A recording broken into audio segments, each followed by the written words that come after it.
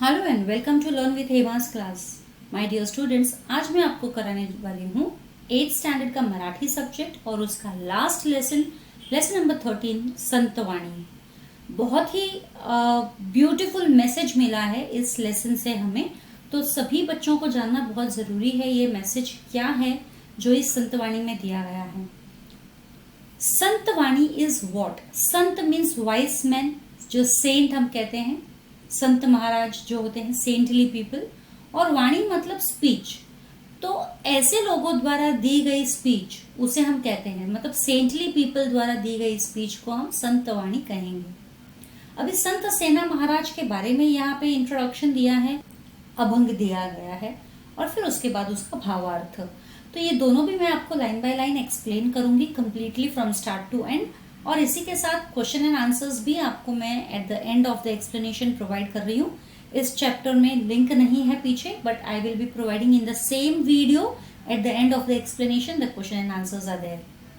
तो let us start. But जैसे कि मैं हमेशा कहती हूँ, स्टार्ट करने से पहले एक चीज़ जो मैं हमेशा कहती हूँ, अगर आपको मेरे वीडियोस पसंद आते हैं, मेरे वीडियोस आपके लिए यूजफुल साबित हो रहे हैं, तो प्लीज़ इन्हें लाइक करना ना भूलें। और अगर आप मेरे चैनल के लिए नए हैं तो प्लीज़ ज़रूर से सब्सक्राइब कीजिए और अपने फ्रेंड्स के साथ भी इसे शेयर कीजिए। तो चलिए बढ़ते हैं। संतवाणी अ पार्ट। अ, संत सेना महाराज।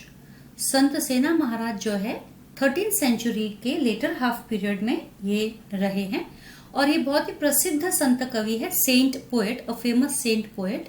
संत ज्ञानेश्वर और संत नामदेव जिस एरा में रहे हैं, जिस एरा में वो जिए हैं, उन्होंने अपने पोइट्रीज के थ्रू लोगों को जो सही रास्ता दिखाया है भक्ति का, बिल्कुल उसी समय पे भी ये संत सेना महाराज थे। और ये पंढरी के वारकरी थे। पंढरी के वारकरी मतलब पंढरपुर का जो वारकरी समाज है। वारकरी समाज मतलब एक ऐसा समाज जो कंप्लीटली भक्ति में लीन है, मतलब सिर्फ भक्ति भरी बातें करते हैं, भक्ति के गाने गाते हैं और भक्ति में ही लीन रहते हैं। उनको दूसरी दुनिया से, बाहरी दुनिया से कुछ भी लेना देना नहीं है। जो भी है वो हर चीज को भक्ति के साथ जोड़ते हैं और वो बहुत बड़े भक्त है। ये सब वारकरी समाज मतलब भजन कीर्तन यही सब उनके होते रहते हैं। त्यांच्या नावावर सुमारे 150 अभंग आढळतात। त्यांच्या नावावर, किसके नाम पे? संत सेना महाराज के नाम पे हमारे पास कम से कम 150 अभंग का कलेक्शन है, या 150 अभंग हमें उनके नाम से लिखी हुई मिली है। Now what are this abhang? Abhang are nothing but a form of poetry in Marathi literature. Marathi literature में एक पोएट्री का फॉर्म है जिसे हम अभंग कहते हैं, और ये अभंग बेसिकली वारकरी समाज द्वारा ही यूज किया जाता है। ये प्रेस करने के लिए लॉर्ड के लिए, या लॉर्ड की पढ़ाई करते हैं कि उनके साथ रहने से क्या होता है। संतांच्या सानिध्यात मिळणाऱ्या आनंदाचे वर्णन प्रस्तुत अभंगामध्ये केले आहे। संतांच्या सानिध्यात, सानिध्यात मतलब उनके साथ से जो हमें खुशी मिलती है, संतों के साथ से जो हमें खुशी मिलती है उसका वर्णन यहाँ किया गया है कि हमें कैसी खुशी मिलती है, हम कितने खुश होते हैं। तो ये यहाँ पे एक्सप्लेन किया गया है। आजी सोनियाचा दिवस दृष्टि देखिले संतास। बहुत ही प्यारा जो ये अभंग है, बहुत ही प्यारा। मैं पूरा रीड कर लेती हूँ, फिर आपको एक एक लाइन समझाती हूँ। आजी सोनियाचा दिवस दृष्टी देखिले संतास, जीवा सुख झाले माझे माहेर भेटले। अवघा निरसला क्षीण देखता संत चरण, आजी दिवाळी दसरा सेना म्हणे आले घरा। बहुत ही प्यार से, बहुत ही ब्यूटीफुली इन्होंने यहाँ पे लिखा है संत सेना महाराज ने। इन्होंने कहा है कि अगर मैंने संत को देख लिया, अगर मेरी आंखों ने, मेरी दृष्टि ने संत के दर्शन कर लिए, तो जिस दिन मैंने संत के दर्शन कर लिए वो दिन मेरे लिए किसी सोने के दिन से कम नहीं है। बहुत ही कीमती दिन होगा मेरे लिए, इम्पॉर्टेंट दिन होगा। आजी सोनियाचा दिवस दृष्टि देखिले संतास, मतलब आज सोने का दिन है क्योंकि मेरी दृष्टि ने संतों को देखा है। जीवा सुख झाले माझे माहेर भेटले, और उनको देखकर, उनसे मिलकर मुझे इतनी खुशी मिली है, बिल्कुल वैसे ही जब नई नवेली दुल्हन शादी करके ससुराल आती है और पहली बार जब वो मायके जाती है, तो मायके में जाने के बाद अपने पीहर वालों से जब वो मिलती है, अपने माँ बाप से, भाई बहन से, रिश्तेदारों से, अपने घर में जब वो आती है तो उसे कितनी खुशी मिलती है। बिल्कुल उतनी ही खुशी वो संत के दर्शनों से उन्हें मिलती है। तो ऐसा सुख जीवा सुख झाले, मतलब मेरे जीवन को इतना सुख मिला है जैसे मुझे मेरा माहिर मिल गया है। अभी पीहर के लोग तो सभी को अच्छे लगते हैं। आप अपने अपनी मम्मी से पूछिए उन्हें अपने पीहर के लोग कितने अच्छे लगते होंगे। तो बिल्कुल माझे माहिर भेटले। अवघा निरसला क्षीण देखता संत चरण। अवघा यानी अब जो मेरा सारा का सारा जो थकान है, मेरी सारी की सारी जो थकान है, दुख दर्द है, सारे के सारे मिट गए। निरसला, निरसला मीन्स मिट जाना, क्षीण मीन्स थकान। अवघा निरसला क्षीण देखता संत चरण, मतलब संत के चरणों को देखने मात्र से मेरे सारे दुख दर्द जो है दूर हो गए, खत्म हो गए। आजी दिवाली दसरा सेना म्हणे आले घरा। और संत सेना महाराज कहते हैं कि आज जब मेरे घर संत पधारे हैं, मेरे घर जब संत आए हैं, तो मेरे लिए आज दिवाली दसरे से कम नहीं है। आज का दिन जो है मेरे लिए दिवाली दसरे से कम नहीं है। दिवाली दसरा कब होता है? ये हमारे त्योहार वाले दिन है। त्योहार वाले दिन, इस दिन हम सजते धजते हैं, हमारे घर को सजाते हैं, अच्छे अच्छे पकवान बनाते हैं, अच्छे अच्छे कपड़े पहनते हैं, हंसते रहते हैं, खुश रहते हैं, किसी चीज की कोई कमी नहीं रहती है घर में, आना जाना। तो बिल्कुल उसी तरह से जो खुशी का माहौल होता है, उल्लास का माहौल होता है दिवाली और दसरे के दिन, बिल्कुल उसी तरह से आज मेरे घर पर ये माहौल है, क्योंकि आज संत मेरे घर आए हैं। तो ये हमारे 4 जो लाइन 8 लाइन्स है 4 स्टैंजर्स में, इनका मीनिंग आपको मैंने समझा दिया है। अब हम बढ़ते हैं आगे। इसका जो ये भावार्थ है, ये मैं आपको भावार्थ बता देती हूँ। सेम चीज जो मैंने आपको ऊपर बताई है वही चीज है ये। संत सेना महाराज संत भेटीने झालेल्या आनंदाचे वर्णन करतात। संत सेना महाराज जब संत उनसे मिलते हैं तो उनसे मिलने के बाद जो आनंद उनको मिलता है, झालेल्या आनंदाचे मतलब जो खुशी उनको होती है, उसका वर्णन करते हुए वो कहते हैं, संतांच्या दर्शनाने आजचा दिवस सोनियाचा झाला असून ज्याप्रमाणे सासरी गेलेल्या मुलीला माहेरी आल्याने आनंद होतो, तसा आनंद मला झाला है। देखो यहाँ पे सेम चीज मैंने जो ऊपर बताई थी कि संत के दर्शन से आज जो है, आज का दिन मेरे लिए एकदम सोने जैसा हो गया है। और जिस तरीके से ससुराल से अपने मायके गई हुई लड़की को जो आनंद मिलता है, बिल्कुल वैसा ही आनंद मुझे मिला है। या आनंदाचे वर्णन करताना पुढे ते म्हणतात, मतलब इसी खुशी को डिस्क्राइब करते हुए वो आगे कहते हैं, संत चरण दृष्टीला पडल्याने माझा सगळा क्षीण नाहीसा झाला असून, मतलब जैसे ही संत की दृष्टि मुझ पर पड़ी तो मेरा सारा का सारा मानो थकान जो है एकदम गायब सा हो गया है। आणि असून घरी दिवाळी दसरा या सणांसारखा उत्साह ओसंडून वाहू लागला है। और आज मुझे जो घर में दिवाली और दसरे के जैसा पूरा माहौल जो है खुशी से भरा हुआ, ओसांडून वाहू लग रहा है, जैसे खुशी से एकदम भरा हुआ है, खुशियां बह रही है, बिल्कुल इस तरीके से आज मुझे लग रहा है। तो ये हमारा फर्स्ट इस संतवाणी का हो गया है मीनिंग, भावार्थ। और शब्दार्थ दिया है आजी इस आज, देखिले इस पाहिले, अवघा, अवघा इन संपूर्ण पूरा, क्षीण, क्षीण इस थकवा, निरसने दूर होने या नाही से होने मतलब खत्म हो जाना। हमारी जो नेक्स्ट है संत चोखा मेळा के अभंग है। ये भी प्रसिद्ध संत कवि है। संत चोखा मेळा यांचा जन्मशक उपलब्ध नहीं, इनके जन्म के बारे में, ये मतलब किस एरा में ये थे उसके बारे में कोई इन्फॉर्मेशन नहीं है। संत चोखा मेळा यांच्या अभंगातून भक्ताच्या हृदयातील कारुण्य जसे प्रकट होते, तशी सामाजिक विषमतेच्या उपेक्षेची खंतही व्यक्त होताना दिसते। अभी इनका जो कहना है, संत चोखा मेळा, इन्होंने जो भी अभंग लिखे हैं, उन्होंने जो किसी के दिल में जो दया भरी होती है, वो बिल्कुल वो दया को प्रकट किया है। मतलब हमारे मन में कितना कारुण्य होता है दूसरों के लिए, जो दया, ममता, प्यार वो जो होता है, वो उन्होंने प्रकट किया है। उनके अभंग से यही पता चलता है। और वैसे ही बिल्कुल समाज के अंदर जो विषमताएं हैं, विषमताएं यानी कि एविल्स, जो बैड थिंग्स है, विषमतेच्या उपेक्षे ही खंत ही व्यक्त होताना दिसते।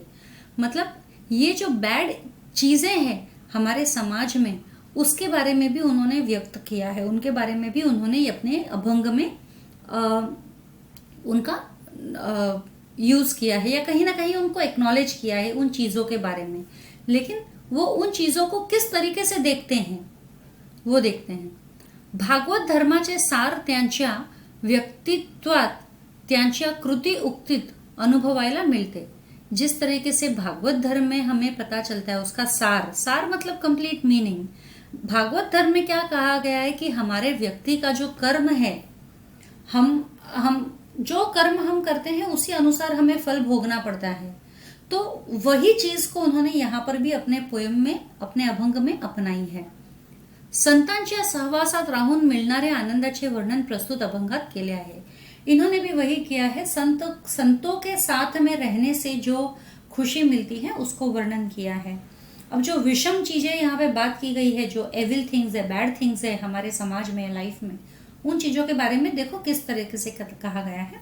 आगे बढ़ने से पहले एक कॉमन मुहावरा जो है मैं आपको सबको पता होगा वो मुहावरे के बारे में बताती हूँ. या एक सेइंग है, नॉट मुहावरा, यू कैन से, एक सेइंग है कि एक सड़ा हुआ आम अगर हमने एक अच्छे आम की टोकरी में रखा तो सारे के सारे आम जो है सड़ जाएंगे.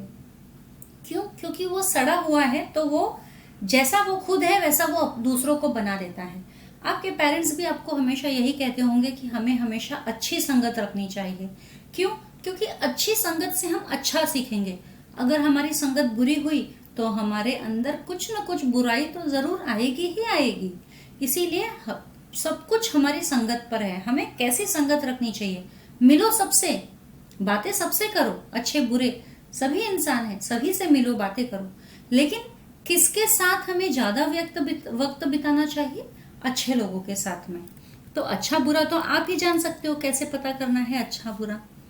तो चलिए पढ़ते हैं, इस को देख लेते हैं. चंदनाची संगे बोरिया बाभड़ी, हेकड़ी टाकड़ी चंदनाची. बहुत ही स्वीट इन्होंने कहा है कि चंदनाच्या संगे यानी कि जहां पर चंदन के झाड़ होते हैं, चंदन के झाड़ यानी सैंडलवुड जो हम कहते हैं, जो खुशबूदार होते हैं, जो नॉर्मली गॉड के लिए यूज किया जाता है, गॉड को टीका तिलक करने के लिए या वहां पर उनके पास रखने के लिए, जैसे बहुत अच्छी खुशबू आती है. चंदनाच्या संगे बोरिया बाभड़ी. बोरी बाभड़ी ये एक टाइप के कांटेदार श्रब्स है, बुशेस, श्रब्स, छोटे छोटे झाड़ियां कांटेदार. तो अगर चंदन के झाड़ के साथ में इनको रखा जाए, हेकड़ी टाकड़ी चंदनाची. हेकड़ी ओवर हियर मीन्स टेढ़ा मेढ़ा. टाकड़ी मीन्स श्रब्स, बुशेस जो झुंड में ग्रो होते हैं, वो उसे हम टाकड़ी कहते हैं. तो चंदन के साथ में जो बोरी और बाभड़ी रहते हैं, बोरी और बाभड़ी एक टाइप का कांटेदार झाड़ है. हम बोर का झाड़ बोल सकते हैं, बाभड़ी एक कांटेदार झाड़ है. जिस तरह से गुलाब का झाड़ कांटे वाला झाड़ होता है, वैसे ही बाभड़ी कांटेदार झाड़ है. तो वो टेढ़े मेढ़े होते हैं. हेकड़ी मतलब वो टेढ़े मेढ़े होते हैं. टाकड़ी मतलब बुशेस, श्रब्स जो झुंड में ग्रो होते हैं. तो उनमें भी जो है चंदन के साथ में रहने से उनमें भी जो खुशबू है चंदन जैसी आने लगती है. भले ही वो टेढ़े मेढ़े हो, कैसे भी हो, कांटेदार हो, लेकिन चंदन का साथ होने से उनके अंदर से भी चंदन की खुशबू आती है. यानी अच्छे संगत का नतीजा बुरे लोगों पर भी अच्छा होता है. संतांचिया संगे अभाविक जन तयाच्या दर्शने तेची होती. यानी इनका कहना यह है कि अगर जो अभाविक मतलब नास्तिक, जो गॉड में बिलीव नहीं करते हैं, अथीस्ट हम हिंदी में, इंग्लिश में कहेंगे अथीस्ट, हिंदी में नास्तिक कह सकते हैं. तो संतांचिया संगे, अगर संत लोगों का संग हो तो नास्तिक लोग भी उनके दर्शन से आस्तिक हो जाते हैं. मतलब भगवान में बिलीव करने लगते हैं, भगवान को मानने लगते हैं, गॉड को मानने लगते हैं. तो संतों का ये असर होता है कि नास्तिक लोगों को भी वो आस्तिक बना देते हैं. चोका म्हणे ऐसा परमार्थ साधवा, नाही तरी भार वहावा खरा ऐसा. तो संत चोखा मेरा यही कहते हैं कि हमें एक ऐसा परमार्थ साधना चाहिए. ऐसा परमार्थ साधना चाहिए मतलब किसी ऐसे इंसान का साथ हमको लेना चाहिए या साथ रखना चाहिए जो अच्छा हो, जो बिलीव करता हो परमात्मा में, जो संत जैसा हो. नहीं तो हमारी सारी जिंदगी जो है इस धरती पर एक बोझ बन जाएगी. क्योंकि हम कुछ अच्छा सीख ही नहीं पाएंगे, है ना। इसीलिए संत चोखा मेड़ा ये कहते हैं कि हमें ऐसा परमार्थ साधना चाहिए, है ना, ऐसे अच्छे इंसान का साथ हमको जीवन में तो मिलना ही चाहिए या हमें लेना ही चाहिए, जिससे हमारी जिंदगी संवर जाए। नहीं तो हमारी जिंदगी इस धरती पर भार के सिवा और कुछ नहीं है। ना ही तर भार वहावा खरा ऐसा, बिल्कुल भार के तरह है जो कि बेकार है। अब इसका भावार्थ और मीनिंग्स कर लेते हैं। संत चोखामेळा म्हणतात, सेम जो मैंने पोएट्री ऊपर एक्सप्लेन की है वही चीज है। वो कहते हैं, ज्याप्रमाणे चंदनांच्या सहवासात, मतलब जिस तरीके से चंदन के साथ में रहकर बोरी बाबड़ी अन्य झाड़े व झुड़पे, मतलब बोरी और बाबड़ी जैसे दूसरे झाड़ और झुड़ुप जो हैं, वो अगर आ गई चंदन के झाड़ के साथ में पास में, तर ती चंदनाप्रमाणे सुगंधी होतात, तो वो बिल्कुल चंदन की तरह वो भी खुशबूदार बन जाते हैं। मतलब चंदन के साथ रहने से उनमें भी खुशबू आई जाती है। त्याप्रमाणे संतांच्या सहवासातही आलेले सर्वजण भाविक बनतात, और बिल्कुल उसी तरीके से जैसे बोरी बाबड़ी के अंदर से भी चंदन की खुशबू आने लग जाती है, बिल्कुल उसी तरीके से संतों का साथ रहने से जो नास्तिक लोग हैं वो भी आस्तिक में परिवर्तित हो जाते हैं। मनुष्य जन्माला येऊन परमार्थ साधावा नाहीत, आपले जीवन भूमीला भर भर भर भारभूत ठहरेल। तो मनुष्य जो है, कहते हैं ना कि जो मनुष्य जो जन्म में आया है तो उनको ऐसा एक परमार्थ साधना ही चाहिए, ऐसे इंसान का साथ रखना ही चाहिए, नहीं तो उनका पूरा जीवन जो है इस भूमि पर, है ना, भूमिला भारभूत ठहरेल, इस धरती पर भार ही होगा। शब्दार्थ में हम बढ़ते हैं, अगर संगे सोबत यानी साथ, दर्शने दर्शनाने, हेकड़ी वाकड़ी, हेकड़ी मतलब क्रुकेड हम बोल सकते हैं, टेढ़ा मेढ़ा, टाकड़ी इस लहान स्मॉल, झुड़ुप है ना बुश, अभाविक भाविक नसलेले मतलब जो बिलीव नहीं करते हैं गॉड में, खर यानी गाढ़व, खर यानी गाढ़व, डोंकी लाइक डोंकीज।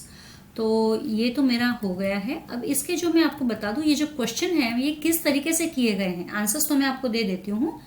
ये किस तरीके से किए गए, मैं व्हील के बारे में आपको बता देती हूँ। ये देखो, ये व्हील है, यहाँ पे 1 2 3 4 5 सर्कल्स हैं, और 5 सर्कल्स में कुछ नेम्स है, जैसे ये 4 है, ये भी 4 है, फिर ये आपको 6 नेम्स थर्ड सर्कल में है, फिर 8 नेम्स आपका फोर्थ सर्कल में है, और फिफ्थ सर्कल में भी आपके 10 नेम्स हैं। तो इस तरीके से ये जो सर्कल बनाए गए हैं इनके अंदर कुछ नेम्स लिखे हुए हैं। अभी इनसे हमें क्या करना है, सेंटेंस फॉर्मेशन करना है। सेंटेंस फॉर्मेशन यहाँ पे एग्जाम्पल में आपको दिए हुए हैं। जैसे फॉर एग्जाम्पल यहाँ पे तुषार गुणी आहे, पहला सेंटेंस देखो दिया हुआ है तुषार गुणी आहे, तो ये रहा तुषार, और गुणी ये रहा गुणी, आहे ये रहा आहे। तो इस तरीके से हमको बहुत सारे जो है मेथी हिरवी आहे, इस तरीके से हमको सेंटेंसेस बनाने हैं। तो ये तो मैं आपको दूंगी ही, और इसके साथ में जो ये वाला पार्ट है हमारा, हे नेहमी लक्षात ठेवा फलक सूचना, ये भी मैं आपको दूंगी। इसके साथ एक एक्स्ट्रा भी मैंने आपको दी है फलक सूचना, और ये एग्जाम में जो है सेमेस्टर एग्जाम्स जो होती हैं हमारे, सेमेस्टर एग्जाम्स में इनके ऊपर डेफिनेटली एक क्वेश्चन होता है। सेमेस्टर एग्जाम में 3 से 4 मार्क का इसके ऊपर क्वेश्चन आता है। पिक्चर दे देंगे और इस पिक्चर से रिलेटेड आपको कुछ फलक सूचना बतानी है। फलक सूचना मीन्स नोटिस बोर्ड पे आपको नोटिस लिखना है। और कई बार इनमें मणि होती है, मणि यानी प्रोवर्ब्स, सेइंग्स, उस तरीके से होती है। तो ये कुछ इस तरीके से दिया हुआ है, जीव धोक्यात घालू नका, दरीत डोकावून पाहू नका, भर रस्त्यात गाडी थांबवू नका, इतरांना जाण्यासाठी व्यत्यय आणू नका। मतलब जो अपनी जान खतरे में मत डालो, और जो वैलीज होते हैं उनमें ऐसे अपने सर झुका के, ज्यादा सर झुका के मत देखो। फर्स्ट वाला तो ये हो, क्योंकि इससे हमारी जान को खतरा हो सकता है, हम गिर सकते हैं वैली में। और दूसरे में आप भरे हुए रोड पे अगर बीच में गाड़ी खड़ी कर दोगे तो पीछे वाले व्हीकल्स वालों को तो तकलीफ होगी ही। तो बिल्कुल इसी तरीके से अब मैं आपके सामने सीधे ला रही हूँ क्वेश्चन एंड आंसर्स। ये हमारे आ गए हैं क्वेश्चन आंसर्स। तो ये जो व्हील जो था वो, उस व्हील के सारे क्वेश्चंस बनाए, सेंटेंसेस बनाए हुए हैं। ये 3 तो टेक्स्चुअली है, तुषार गुणी आहे, तो पिवळा चेंडू खेळतो, तुषारला मिठाई आवडते, फिर तुषारला मेथी आवडते, मेथीची भाजी हिरवी आहे, तुषारने ताजी भाजी घेतली, तो खेळकर आहे, तो पिवळा चेंडू दे, तुषार सुंदर पळतो, तुषारने भाजी ओळखली, त्याने रंगीत गोड मिठाई आणली, हे लाडू आहेत, ती गुणी आहेत, चेंडू रंगीत आहे, मिठाई गोड आहे, त्या वस्तू ओळखल्या, त्या वस्तू रंगीत आहेत, ही वस्तू तुषारची आहे, तुषार भाजी खातो, हे लाडू खा, पिवळा चेंडू मोठा आहे, तो मोठा लाडू खातो, हा चेंडू रंगीत आहे, ते चेंडू खेळतात, हा हिरवा चेंडू घे, त्या मेथीची भाजी खातात, तुषार ने रंगीत मोठा चेंडू दिला। इसके अलावा आप अगर आपको कोई और सेंटेंसेस आते हैं तो आप वो भी बना सकते हो। जैसे होगा पहला, जीव धोक्यात घालू नका, दरीत डोकावून पाहू नका, ये तो आपका टेक्स्चुअली है। भर रस्त्यात गाड़ी थांबवू नका, इतरांना जाण्यासाठी व्यत्यय आणू नका, ये भी टेक्स्चुअल है। ये दोनों हमारे टेक्स्चुअल है। अभी घाट से जाते समय जो हमें ध्यान रखना चाहिए वो कैसा सूचना फलक हमारा होना चाहिए। हम रास्ते से जाते हैं तो कई बार हम देखते हैं कि रास्तों पे कुछ कुछ बोर्ड लगे हुए होते हैं हमें बताने के लिए, तो वो इस तरह के बोर्ड रहते हैं। वाहने सावकाश चालवा, मतलब धीरे धीरे चलाइए, अच्छे से चलाइए, ध्यान से। वेगावर नियंत्रण ठेवा, स्पीड पर कंट्रोल रखिए। घाटात थांबू नका, घाट वाले एरिया में नहीं रुकना चाहिए। पुढच्या गाडीला ओव्हरटेक करू नका, मतलब अपनी जो आगे गाड़ी रहती है उसको ओव्हरटेक हमें नहीं करना चाहिए। फिर धोक्याचे वळण सावकाश न्या, जहां पर टर्निंग्स हैं, डेंजरस टर्निंग्स, वहां पर आराम से लेके जाओ, धीरे धीरे। सावकाश जा, सुखरूप पहुंचा, धीरे धीरे जाओ, आराम से जाओ, और सुखरूप यानी कि सुखी से अपने डेस्टिनेशन पर पहुंचो। अति घाई संकटात नहीं, और अगर एक्स्ट्रा आप घाई करोगे, हरी करोगे, तो आप बिल्कुल डेफिनेटली प्रॉब्लम में फंस सकते हो। संकटात नहीं, प्रॉब्लम में फंस सकते हो। अभी एक दूसरा एक है एक्स्ट्रा वाला जो मैंने बोला था आपको। खालील चित्राचे निरीक्षण करा, चित्रातील हे दृश्य पाहून सूचनांचे फलक तैयार करा। ये हमें फोटो देखना है और ये फोटो देखकर हमें सूचना फलक तैयार करना है। ये देखिए गार्डन हमें दिख रहा है, यहाँ पे कुछ लोग बैठे हैं बेंचेस पे, कचरा फेंक रहे हैं नीचे। कुछ बच्चे यहाँ पे स्कूल के हमें दिख रहे हैं जो कचरा इकट्ठा कर रहे हैं। तो गुड मैनर्स यहाँ बता रहे हैं और यहाँ बैड मैनर्स भी है। ये लोग, कुछ लोग क्या कर रहे हैं, देखो ये लड़का जो है ये कचरा फेंक रहा है यहाँ पे। तो सूचना फलक कुछ इस तरीके से होंगे। वाटेल तेथे कचरा टाकू नका, कचरा कचरा पेटीतच टाका, पाणी जपून वापरा, बागेचे सौंदर्य जपा। 12 वर्षावरील मुलांनी खेळण्याच्या साधनांचा वापर करू नये, ये जो चीज है ना वापर करू नये, ये यहाँ पे रह गई है, वापर करू नये, ये कुछ इस तरीके से आएगा। नेक्स्ट, खालील चौकटीत काही म्हणींचे अर्थ दिले आहेत, वाचा व त्यावरून म्हणी ओळखा व लिहा। मतलब कुछ प्रोवर्ब्स है, सेइंग्स है, उनके मीनिंग दिए हुए हैं यहाँ पे बॉक्सेस में, वो हमें पढ़ना है और वो म्हणी क्या है वो हमें बतानी है।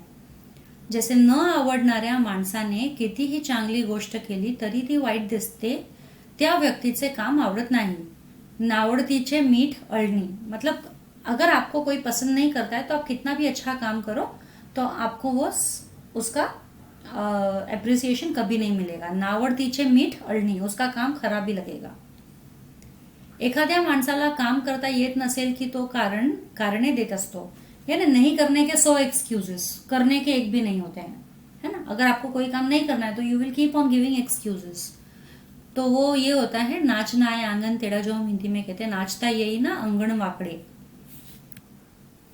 एखादी गोष्ट तत्काळ व्हावी याकरता काही लोक उतावळेपणाने जे उपाय करतात त्यांना हे म्हटले जाते, तो म्हणेस उतावीळ नवरा गुडघ्याला बाशिंग।